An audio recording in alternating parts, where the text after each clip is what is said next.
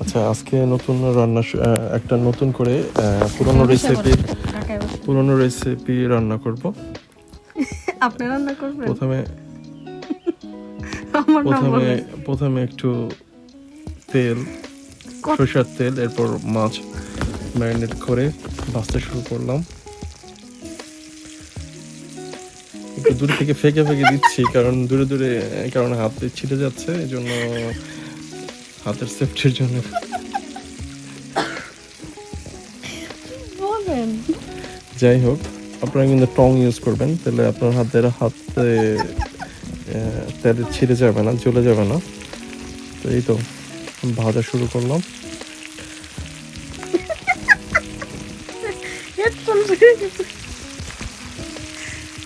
বলেন। এরপর আস্তে আস্তে এগুলি তেলের মধ্যে সাজিয়ে দিলাম।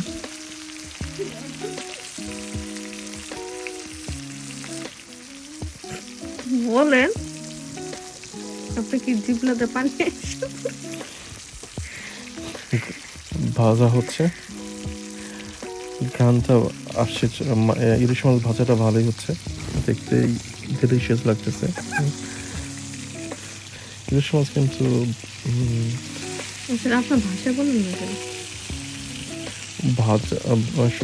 ভাত দিয়ে খেতে, হালকা ভাজা দিয়ে ভাতের সাথে খেতে ভালোই লাগে, আর যদি হয় সরিষার তেল দিয়ে। কিন্তু আজকে কি রান্না হচ্ছে সেটা তো বলেন না। আজকে হচ্ছে আলু শিম দিয়ে ইলিশ মাছ।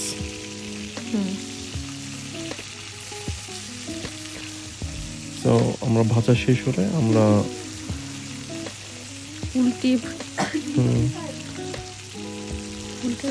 বলেন। এই তো এক সাইড ভাজা হয়ে গেলে আমরা এটা উল্টে দিচ্ছি।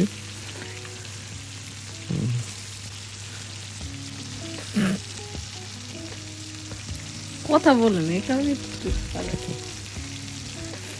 দুই পাশে যখন লাল লাল ভাবে ব্রাউন কালার এসে যাবে, লাল অত ব্রাউন কালার এসে যাবে, তখন আপনার উঠিয়ে ফেলবেন।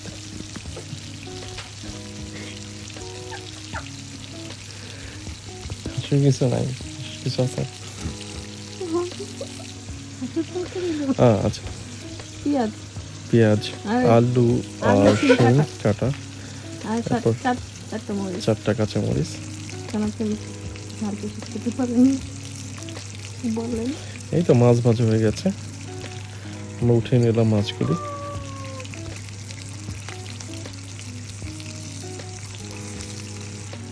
আরে রানী বলতে হবে, আপনি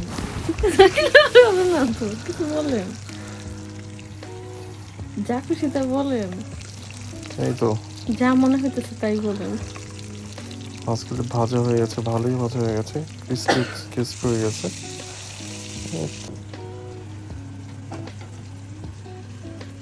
জোরে বলতে বলেন। এরপর একটা ফ্রাই প্যান নিয়ে নিলাম। ওই তেল দিয়ে রান্না? আপনি ওই তেল দিয়ে রান্না করতে পারবেন, সঞ্চয়। এর মধ্যে আপনার অপচয় হবে না।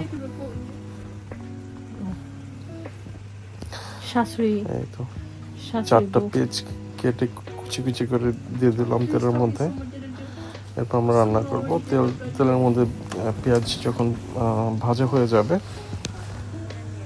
হালকা লাল, এরপর আমরা মশলা দিয়ে দেব। হলুদ অর্ধেক চামচ, তারপরে 1.5 স্পুন। হ্যাঁ, তারপর একই সব মরিচের গুঁড়া দিয়ে দিব হাফ স্পুন।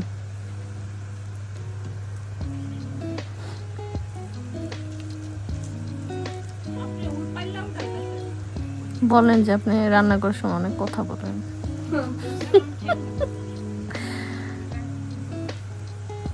তারপরে কি দিব? জিরা নাকি? জিরা হাফ স্পুন। এরপর যাবে হচ্ছে পরিমাণ মতো লবণ, আদা রসুন বাটা সামান্য, এবং সামান্য আদা রসুন বাটা হাফ স্পুন।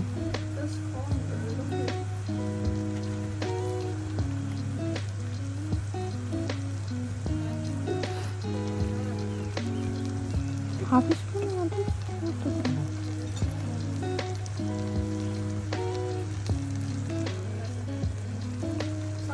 এটা পরিমাণ মতো লবণ, জোরে কোন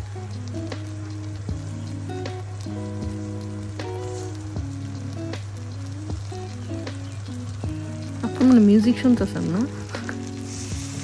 আছে বলেন না কেন? এরপর আপনি পেঁয়াজের সাথে মশলাগুলো মিক্স করে দেবেন।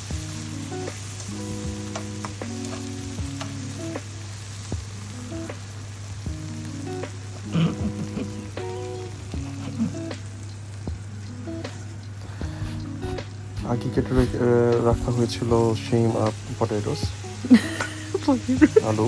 সো আমরা আলু ওখানে দিয়ে দিলাম, আলু শিম। সিমের ইংলিশ কি? বিনস। এবার ইংলিশে বললাম বাকি।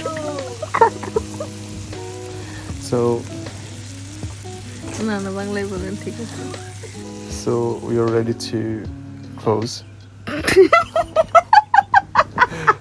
the lids, and then you can add some tomato sauce, so tomato paste to give some taste. Recipe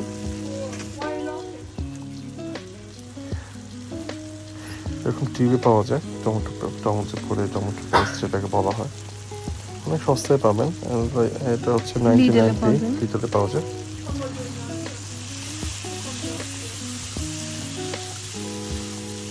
এরপর একটু নেড়ে চেড়ে মিশিয়ে দিলাম।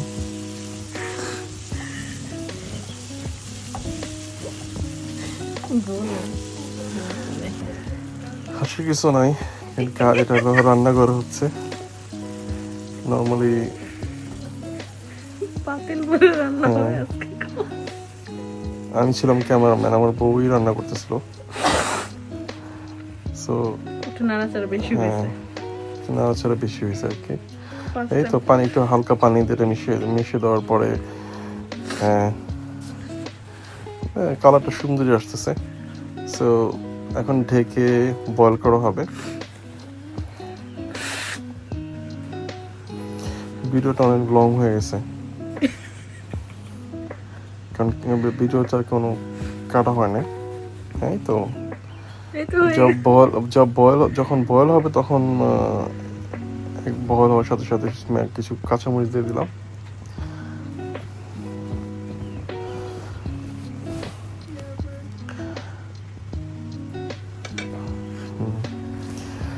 দেখতে অনেক সুস্বাদু লাগতেছে।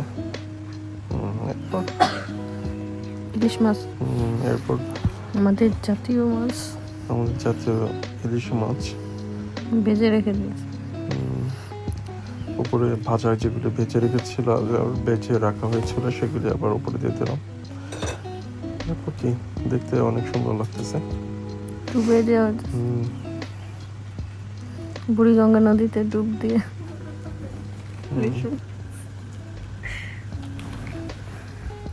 তারপর ডাইকে অনেকক্ষণ রেখে দিতে হবে। অনেকক্ষণ পর হয়ে গেছে, 20 মিনিটের মতো রান্না করার পরে, বয়েল হওয়ার পরে, এরপর পানি শুকানো অনেকটা রেডি হয়ে গেছে। এবারে টেস্ট করব লবণ হয়েছে কিনা। না, লবণ হয়েছে। হ্যাঁ, লবণ ঠিক আছে। দেখতে ভালো লাগছে। আপনার জন্য বাড়া হইতেছিল। বলেন। এরপর খাবারটা আমার জন্য নিয়ে আসতেছিল। তারপর আপনার কাছে কেমন লাগলো? অনেকদিন পর দেশি স্টাইলে খারাপ না, ভালোই লাগতেছে। এটা কি?